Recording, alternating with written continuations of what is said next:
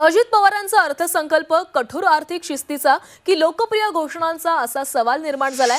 महाराष्ट्राच्या तिजोरीची आर्थिक स्थिती आधीच सुरू असलेल्या योजना आणि वित्तीय तुटीमुळे फारशी सुस्थितीत नाहीये।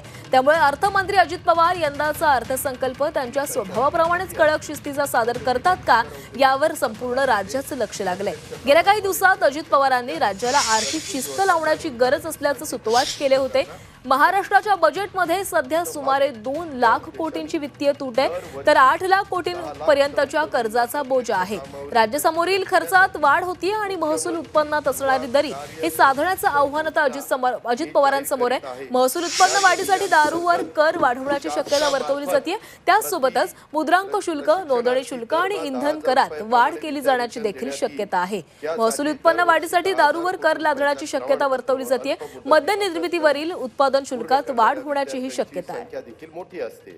औद्योगिक आणि बिगर औद्योगिक आस्थापनांमध्ये प्रत्यक्ष कामाद्वारे निवडणुकीच्या तोंडावर वारेमाप घोषणा केल्या, तिजोरीची लूट केली, या राज्यावर मोठ्या प्रमाणात लायबिलिटी वाढवून ठेवली, कर्जाचा डोंगर उभा झाला आणि राज्य खिळखिळा करण्याचं पापही झालं। अशा स्थितीत आता जो आणि खर्च काय होऊ शकला तर इतर योजनांवर झाल्यामुळे योजनांचा खर्च हा 40% चाला आणि जर 40% योजनावरचा खर्च येईल तर महाराष्ट्र प्रगतीकडे जात नाही, तर महाराष्ट्र अधोगतीकडे जातोय।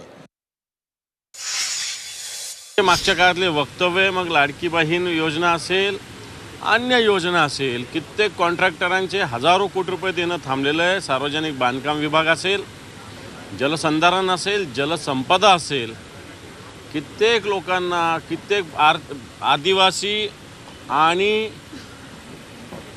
ज्या पद्धतीनं SC, OBC, ST या विभागाच्या योजनेला मोठ्या प्रमाणावर कात्री लावलेली आहे।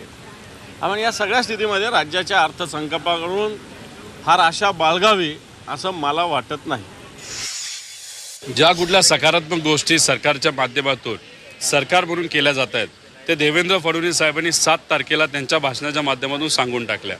मग आता दादांकडे कदाचित कुठेतरी कटू निर्णय हे आलेत असं आपल्याला म्हणावं लागेल। याच्यात पण राजकारण झालं का काय असं आपल्याला म्हणावं लागेल।